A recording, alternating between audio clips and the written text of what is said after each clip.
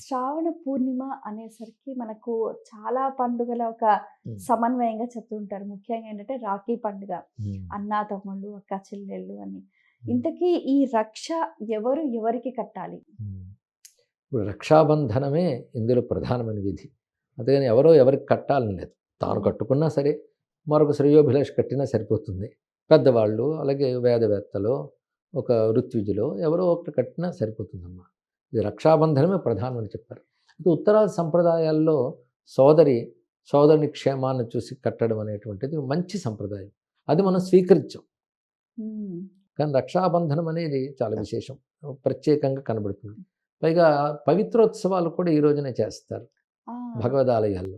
అవి సూత్రములే. అది అంటే భగవంతుడికి మనం పవిత్రోత్సవంలో ఆ పద్ధతి ప్రకారం చేసిన రక్ష లోకానికే కదా. కనుక అలాగే ఇది సూత్రబంధనమే. ఇందులో ప్రధానంగా ఒక మంత్రం కూడా వాడతారు. ఏనబద్ధ బలిరాజా దానవేంద్రో మహాబలః తేనత్వాం అభివద్నామి రక్షమాచల మాచల అని. ఇది ప్రధాన మంత్రం. ఇది చేసుకుని మన ఇష్టదేవతా మంత్ర స్మరణతో రక్షాబంధనం మనమే చేసుకోవచ్చు, ఎవరైనా చేయవచ్చు. సోదర బంధం చాలా విశేషమైనటువంటి అంశం అక్కడ. ఎందుకంటే సోదరిని వేదం ప్రకారం స్వసారం అంటారు. అంటే అర్థం తన యొక్క సారమే అని అర్థం. వాళ్ళిద్దరు ఏకగర్భ జాతులు కదా. అందుకు ఆ అనుబంధం చాలా విశేషమైనటువంటిది. అందుకు ఆమె ఇది కట్టి అన్నయ్య బాగుండాలి అంటే తన పుట్టిల్లు బాగుండాలి అనే భావం ఇందులో కనబడుతుంది. అలాగే సోదరికి రక్షకుడిగా సోదరుడు ఎప్పుడూ ఉంటాడు. అలాంటి సోదరుడు రక్షింపబడాలని సోదరు భావించడం కూడా చాలా బాగుంది. ఇక్కడ మనం అనేక చోట్ల ఒక పెద్దవారికి కానీ వారికి వెళ్ళి రక్ష కట్టడం అనేది జరుగుతుంది. మనకి మన ప్రధాని గారు కూడా రక్ష కట్టించుకుంటారు కదా. ఆయన బాగుండాలి, రక్షింపబడాలి, ధర్మం రక్షింపబడుతుంది. అందుకు మనం పాలించే వాళ్ళు ధర్మబుద్ధితో పాలించాలి కనుక అలా పాలించే వరకు రక్ష లభించాలని మనం కోరుకుంటాం. కానీ రక్షాబంధనం అంటేనే ఒక కవచం లాంటిది, రక్షణనిస్తుంది. అలాగే భావం కూడా ఎంత బాగుందో. బలిచక్రవర్తి ఎవడి చేత బంధింపబడ్డాడో ఆ నారాయణుని చేత నేను ఈ రక్షాబంధనం ధరిస్తున్నాను, ఇది రక్షించుగాక, ఇది చెదరకుండా ఉండుగాక అని దీని యొక్క భావం. అంటే నారాయణ రక్ష. వామనుడుగా వచ్చి త్రివిక్రముడైనప్పుడు బలిచక్రవర్తిని బంధించాడు. అంటే అంత త్యాగం చేసిన బలిచక్రవర్తిని బంధించాడంటే 3 అడుగులు ఇస్తానన్నాడు. కానీ 2 అడుగులకే ఆయన మొత్తం ఆక్రమించేశాడు. ఇంకా 3వ అడుగు ఎక్కడ అన్నప్పుడు నన్ను నేనే సమర్పించుకుంటున్నాను అన్నాడు ఇక్కడ. అంటే తనవి అనుకున్నవి 2 అడుగులకి ఇచ్చేశాడు, తనని 3వ అడుగుకి ఇచ్చుకున్నాడు. అంటే మమకారం 2 అడుగులు లేకపోతే అహంకారం 3వ అడుగు. ఇది సమర్పణం అయిపోవడమే నిజమైన బలి. బలి అంటే సమర్పణం, పూజ.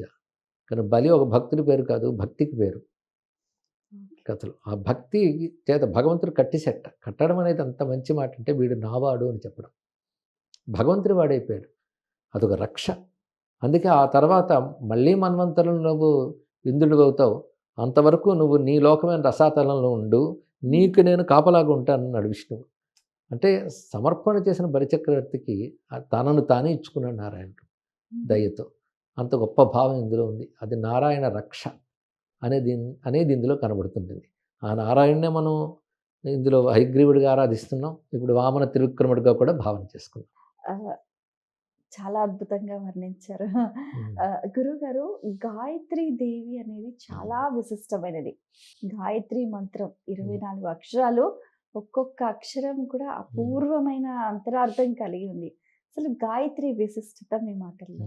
గాయత్రి అనే మాటకు అర్థం గాయంతం త్రాయితే ఇది గాయత్రి, గాతారం త్రాయితే ఇది గాయత్రి, గయాన్ ప్రాణాన్ త్రాయితే, ఇన్ని ఉత్పత్తులు చెప్పారు.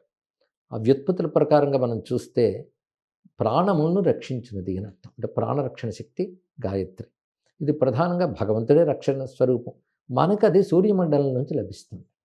మనం ఏ శక్తి పొందుతున్నా సూర్యమండలం నుంచే పొందుతున్నాం. కానీ ప్రాణశక్తికి కేంద్రము సూర్యభగవానుడు.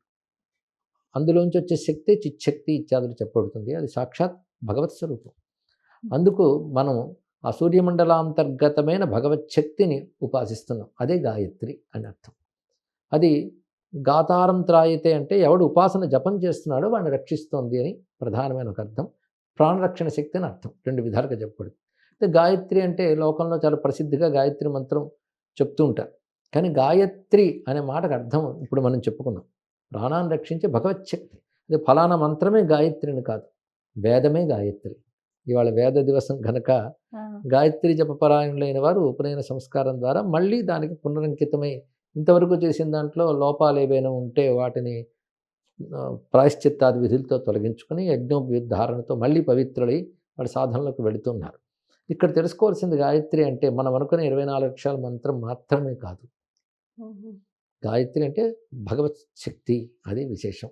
ఆ గాయత్రి స్వరూపమే నారాయణుడు అని విష్ణు భక్తులు చెప్తే ఆ గాయత్రి స్వరూపం శివుడు అంటారు శివభక్తులు. ఆ గాయత్రి సాక్షాత్ పరాశక్తి అని ఆదిత్య మండల స్థాన పరబ్రహ్మ స్వరూపిణి అని దేవీ రూపంగా చెప్తాం.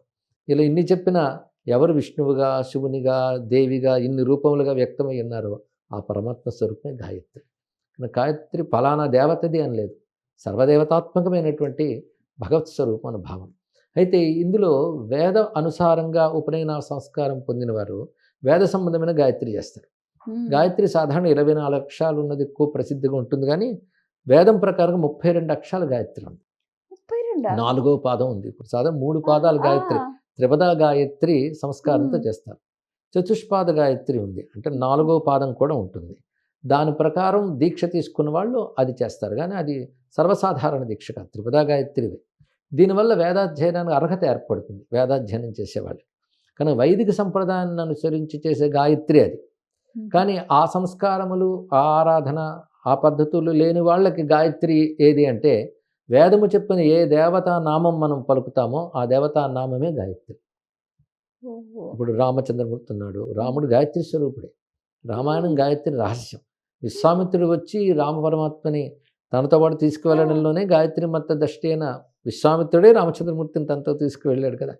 కౌసల్య ప్రజారామ పూర్వా సంధ్యా ప్రవర్తితే అన్నప్పుడు సంధ్యోపాస్యమైన గాయత్రి స్వరూపమే రామచంద్రమూర్తి, ఆయన నారాయణుడు.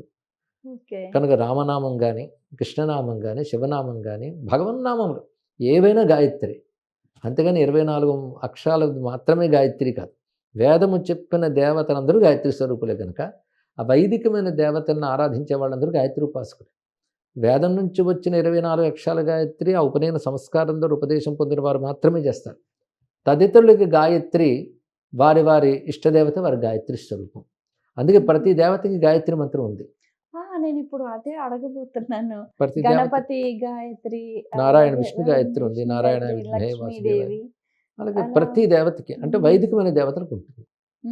అవైదికంగా మనం తీసుకొచ్చి వాళ్ళకి మనం కొత్త గాయత్రి మంత్రాలు తయారు చేస్తే అశాస్త్రీయం. అది దేవత కాదు, అది దేవతా భ్రాంతి, మంత్రభ్రాంతి అంటారు. కానీ వేద సంబంధమైన ఉపాస్య దేవతలకే గాయత్రి ఉంటుంది. అంటే ఏ దేవతా మంత్రం చేసినా ఆ మంత్రం పుష్టి పొందాలంటే మళ్ళీ ఆ దేవత గాయత్రి చేయాలి జపం చేశాక.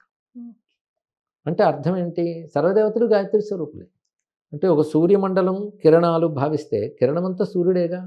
అలాగే గాయత్రి మంత్రాలు అందరి దేవతలకి ఉన్నాయి ఇక్కడ. అందుకే మనం ఏ దేవతను ఉపాసిస్తామో ఆ దేవత గాయత్రి స్వరూపమే అని సంధ్యాకాలాల్లో మనం ఉపాసిస్తే ప్రతివారు గాయత్రి చేస్తున్నట్లు. అయితే వేదాది సంస్కారముల ప్రకారం ఉపనయనం లేని వారికి ఆ వైదిక గాయత్రి జపించడానికి సాధ్యపడదు కనుక పురాణ గాయత్రి ఉంది. దేవీ భాగవతంలో ప్రథమత గాయత్రి ఉంది, చాలా విశేషమైనది. అది కూడా 24 అక్షరాలు ఉంటుంది, 3 పాదములు ఉంటాయి. ప్రతివారు జపం చేసుకోవచ్చు. స్నానాదులు చేసుకొని సంధ్యాకాలాల్లో సూర్యమండలంలో భావన చేస్తూ చేసుకోవచ్చు. కనుక సంధ్యా సమయంలో సూర్యమండలంలో వేద సంబంధమైన దేవతని ఇష్టదైవంగా భావించే వాళ్ళందరూ గాయత్రి ఉపాసకులే. సంధ్యావందనం ఆ విధంగా అందరూ చేసుకోవచ్చు. అయితే వేద ప్రకారంగా జరిగిన వాళ్ళకి మాత్రం ఆ పద్ధతిలో మాత్రమే చేయాలి. ఫలితం ఎలా ఉంటుంది అంటే వారి శ్రద్ధ బట్టి ఎవరికైనా ఫలితం ఉంటుంది.